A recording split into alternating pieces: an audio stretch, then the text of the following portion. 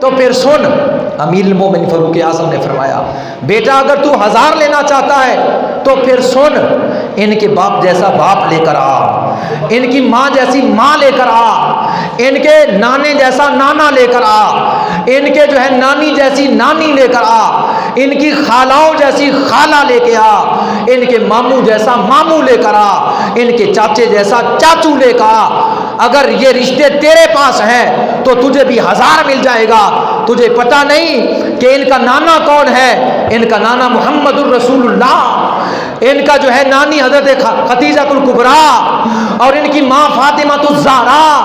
اور ان کا باپ علی المرتضیٰ، اور ان کا بھائی حسن مجتبیٰ، اور ان کا ماموں ابراہیم بن رسول، یعنی رسول اللہ کے بیٹے ابراہیم علیہ السلام، وہ ان کے ماموں ہیں، اور ان کی خالائیں اور ان کے چاچو حضرت جعفر رضی اللہ تعالیٰ عنہ جیسے،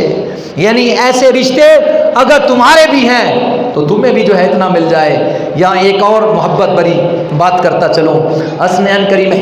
کریمین بچپن کا زمانہ ہے، حضرت فاروق اعظم کے بیٹے جو ہیں ان کے ساتھ کھیل رہے ہیں، اور کھیلتے کھیلتے کبھی آگے وہ نکل جاتے، کبھی آگے وہ نکل جاتے ہیں،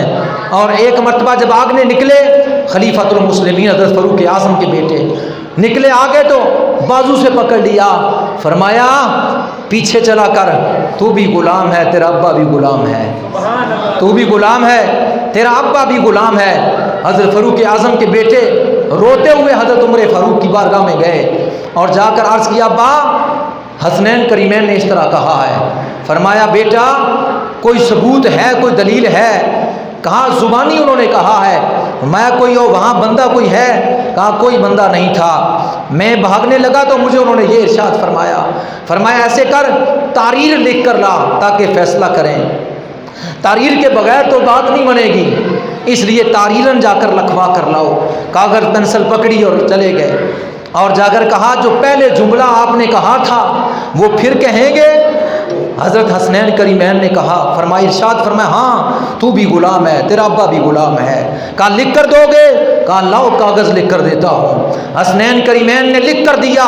تو بھی غلام تیرا ابا بھی غلام، تو میرا غلام تیرا ابا میرے نانے کا غلام۔ یہ تحریر جب فاروق اعظم کے پاس چلی گئی، آنکھوں میں آنسو آ گئے اور فرمانے لگے بیٹا تمہیں وصیت کرتا ہوں اس چٹ کو، اس کاغذ کو جب میرا وصال ہو جائے، جب میری شہادت ہو جائے، میرے وصال کے بعد، غسل دینے کے بعد، کفن پہنانے کے بعد اس چٹ کو، اس جو ہے وہ رکے کو میرے سینے پر رکھ دینا، جب قبر میں فرشتے آ کر سوال کریں گے چٹ نکال کر دے دوں گا کہ نبی کی آل کی غلامی، نبی کی غلامی لے کر آیا۔ یہ محبت تھی ان کی آپس میں، یہ رشتے تھے، یہ تعلق تھے ان کے آپس میں۔ میرے آقا صلی اللہ علیہ وسلم کی 2 بیٹیاں عثمان غنی کے گھر میں، ابو بکر صدیق اور عمر فاروق کی بیٹیاں رسول اللہ کے گھر میں، یعنی ابو بکر کی بیٹی رسول اللہ کی بیوی، عمر فاروق کی بیٹی رسول اللہ کی بیوی، رسول اللہ کی 2 بیٹیاں عثمان کی بیویاں، رسول اللہ کی 1 بیٹی علی المرتضیٰ کی بیوی، علی المرتضیٰ کی 1 بیٹی فاروق اعظم کی بیوی، فاروق اعظم کی بیوی۔ کیسا تعلق تھا گہرا ان کا، کیسی محبت تھی ان کی آپس میں۔ اسی محبت پر اللہ ہمیں قائم رکھے اور اسی محبت پر اللہ ہمیں موت عطا فرمائے۔ اس لیے کسی کہنے والے نے کیا خوب کہا، نبی کا گھرانہ بڑی شان والا کہ ہے یہ آستانہ بڑی شان والا، جو بیلول دیکھے تو دنیا یہ بولی،